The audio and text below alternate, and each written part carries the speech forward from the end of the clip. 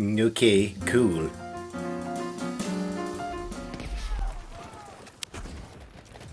If you enjoy the video today, please give it a like, subscribe to the channel, and hit that bell notification so you know when new things come out. We're going to be doing just a little bit of first impressions of the Hell Let Loose closed beta on PS5. This gameplay today is going to be from Battlefield 5 because the closed beta for Hell Let Loose is under NDA, and I'm not going to break that because I'm not a jerk. So, cheers. All right, so Hell Let Loose is coming to console, and it's just a few weeks away. Slated to release on October 5th across PS5 and Xbox Series S, with crossplay as well. Over the past week and a half, the developers of Hell Let Loose have been running a closed beta test on PS5 for anyone lucky enough to have gotten a code, but many fans were disappointed by not being able to get one of these elusive early play tokens before that test ended on September 12th. But the folks over at Black Matter, who are the developers, decided to extend the playtest for another 5 days until September 16th, and I was able to get my hands on one. Again, as you can clearly see, this is Battlefield 5 gameplay due to the NDA that Hell Let Loose has on its closed beta, and I'm totally fine with that. I think it's irresponsible to be releasing gameplay from unfinished games, particularly in closed play states. Seen just how stupid that can be with the alpha or playtest stuff from Battlefield 2042 that it came out. So I'm just not going to be a part of that completely negative kind of covering of any kind of game. So just want to clear that up before we went forward.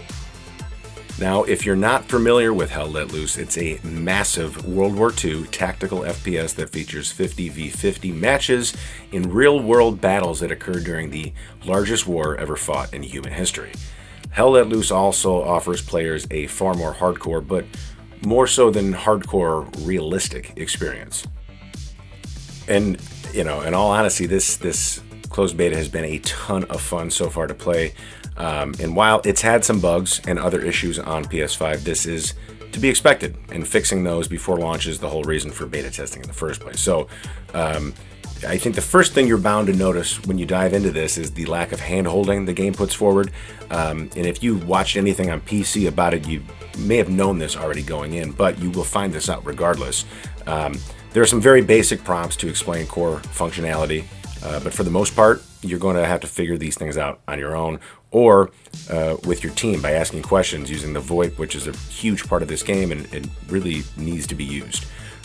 While I do appreciate the idea here with the lack of prompting or tutorials, the fact that console players have literally never had a true tactical team-based shooter before, or one at least of this size and scope, might lend some credence to the possibility of slightly more elaborated intro tutorials or mechanics being explained.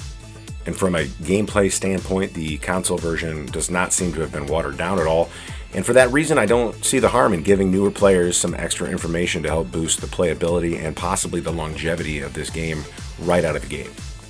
I think for the most part, this game feels very, very good. There are some small issues, some frame drop things that also have been experienced on PC as well, but these are things that the developers address very quickly within their PC community, and I think it's fair to assume they'll do the same with the console releases of it. The audio is outstanding.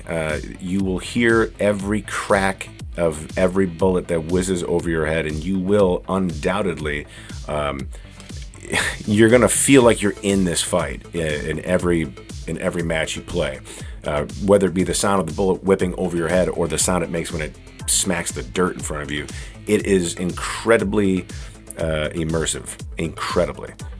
Now there is one thing that is a bit of a glaring issue, but apparently is also something that the developers are well aware of and already have a plan to fix, which I hope is true, because it is a big one. The aiming is bad for the beta right now, conversely to its PC counterpart that does not have this issue whatsoever. The Deadzone setting, which isn't actually a setting, at least as of right now, that you can adjust, the value is just way too high. You've got to press your right stick or your left stick a lot to elicit any kind of input and register any kind of movement. So tracking a target at 50 or more meters is next to impossible unless you've got a gun with a bipod on it, and even then it doesn't feel smooth at all. Like I said, this is a Deadzone issue more than likely than anything, and it's something that they're aware of, and I hope they fix it, because it's literally the only thing I could see keeping me from playing this game a lot and really, really enjoying it.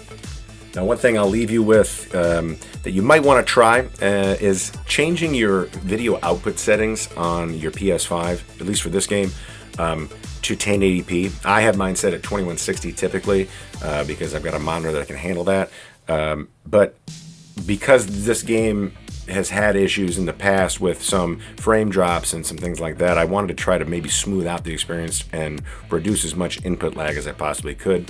And this could honestly be a placebo effect for me, having just changed something and then expecting to see a difference. I feel like it's a little smoother. It might not be.